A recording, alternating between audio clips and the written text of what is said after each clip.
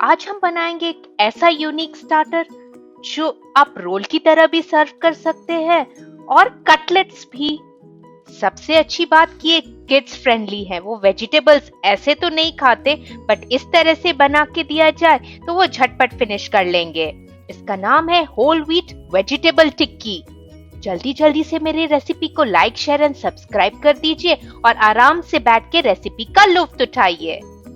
नमस्कार, आप सबका स्वागत है मेरे किचन में इन फूड फन विद बगीचा। आइए शुरू करते हैं। यहाँ पे सबसे पहले मैंने एक तवा हीट कर लिया है। अब हम इसमें डालेंगे 2 टेबलस्पून ऑयल। ऑयल जैसे ही हीट हो जाए, हम इसमें डालेंगे एक बारीक कटे हुए ऑनियन। बस इसे ट्रांसलूसेंट होने तक भून लेते हैं। जैसे ही प्याज ट्रांसलूसेंट हो जाए, हम डालेंगे सारी सब्जियां। 1 कप कैबेज, ऐसे लंबे लंबे कटे हुए। इसे हल्का 2 से 3 बार चला लेते हैं।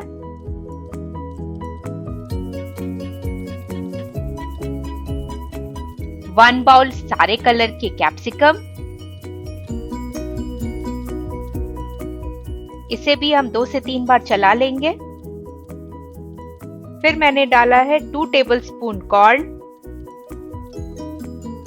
ये बॉइल्ड नहीं है, कच्चे कॉर्न है। 1 ग्रेटेड कैरेट। अब इसी तरह चलाते चलाते हम डालेंगे स्वाद अनुसार नमक। फिर मैंने यहाँ पे डाला है किचन किंग मसाला 1 टेबलस्पून। आप चाहे तो गरम मसाला डाल सकते हैं, चिकन मसाला डाल सकते हैं, पनीर मसाला डाल सकते हैं, लेकिन कोई भी एक चीज डालिएगा क्योंकि हमें मसाले ज्यादा नहीं डालने हैं। कम से कम 1 मिनट तक हम इस तरह से सब्जियों को मसालों के साथ स्टर करेंगे। अब मैंने डाला है 1 बॉइल्ड पोटैटो और इसे हैंड से ही अच्छे से मैश कर देंगे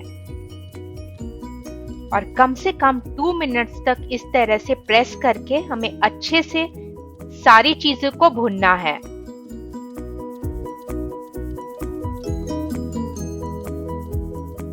अब यहाँ पे हमारी स्टफिंग बनके रेडी है। लग रहा है ना ये कलरफुल और काफी टेस्टी। जब तक ये ठंडा हो रहा है, हम आटे का तैयारी कर लेते हैं। आप प्लेन आटा का भी यूज कर सकते हैं, बट मैंने यहाँ पे 1 कप आटा में डाला है 2 tablespoon cooking oil and 1 tablespoon कलौंजी और हल्का सा सॉल्ट और इसे गूंथ लिया है। अब मैं इसे कट करके इस तरह से बॉल्स बना लूंगी। फ्लैट बॉल्स जैसे आप रोटी का बनाते हैं ना, उसी तरह से।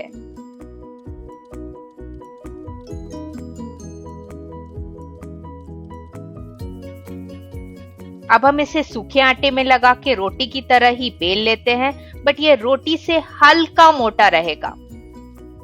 बिल्कुल पराठे जैसा थिकनेस होना चाहिए।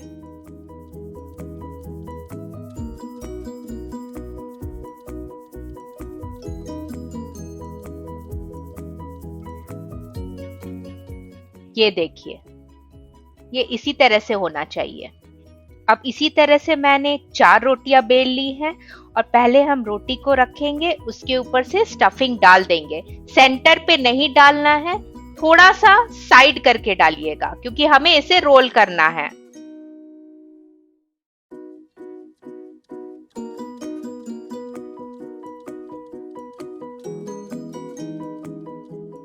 अब देखिए, यहाँ स्टफिंग बहुत अच्छे से रखना है और फिर हमें बहुत ही सावधानी से इस तरह से प्रेस करके तब रोल करना है। इस तरह से देखिए। एंड में या तो आप स्लरी से चिपका सकते हैं, मैंने नहीं चिपकाया है क्योंकि ये अपने आप ही चिपक गया है। साइड से ऐसे प्रेस कर लेते हैं। इसी तरह से मैंने सारे रोटी में स्टफिंग भर लिया है।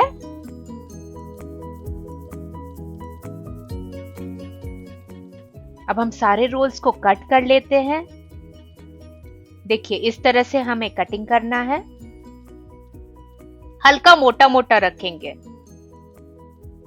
देखिए, और इस तरह से हमें प्रेस कर देना है तो ये अपने आप ही पतला बन जाएगा। ऐसे ही हम सारे टिक्की को कट कर लेंगे और इस तरह से हम इसे प्रेस करते जाएंगे। जब हमारे सारे टिक्की रेडी हो जाएं, तो हम फिर से पैन को हीट कर लेते हैं और इसमें जाएगा 2 टेबलस्पून ऑयल। इसे स्प्रेड कर लीजिए और इसे हीट होने दीजिए।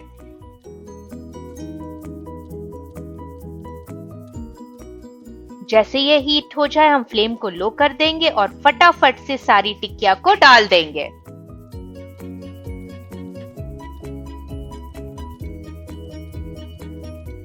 अब 2 मिनट तक हमें इसे ऐसे ही छोड़ देना है। अब हम इसे पलट लेते हैं। वाओ, कितना अच्छा ये गोल्डन ब्राउन कलर बन के आया है। आप देख सकते हैं और कितना क्रिस्पी लग रहा है। अब इसी तरह हम नीचे वाले साइड भी 2 मिनट तक सिकने देंगे।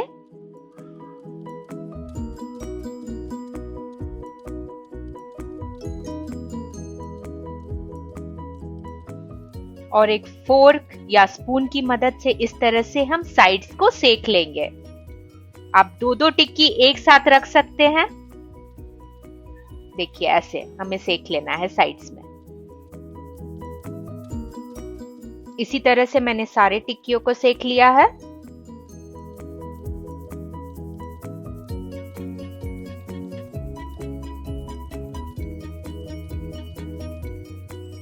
आप देख सकते हैं कितना अच्छा से सिका है और कितना क्रिस्पी लग रहा है। और अंदर का स्टफिंग तो है ही जायकेदार और डिलिशियस। तो ये रेसिपी आप अपने बच्चों और बड़ों को भी जरूर बना के खिलाइएगा, क्योंकि ये बहुत ही कम ऑयल में बना है और बहुत हेल्दी है। क्योंकि मैंने बाहर का लेयर भी मैदा नहीं होल व्हीट यूज किया है।